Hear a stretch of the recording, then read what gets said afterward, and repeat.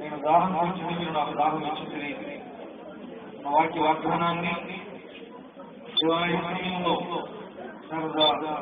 High స్కూల్లో మీరు నెరవేర్చిన రామచ్చిన పన్నా ప్రియోజన పరిశుద్ధాత్మ దేవుడా, నిన్ను వదిలి పొరుగువారిని మీరు ప్రేమించండి అని సిద్ధాంతాన్ని ప్రభావం సంస్థ అనుభవించినది అనేకమైన వారికి సహాయం చేయడానికి మీరు చూపించిన గొప్ప పరిచయం పొందుతున్నాను.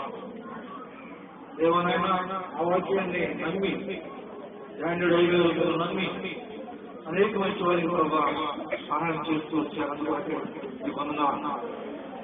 వారి దాకా సహచరం ఎంతో దీవెనకరము ఆశీర్వాదకరము అందువరకు మీకు పొందుతున్నాం.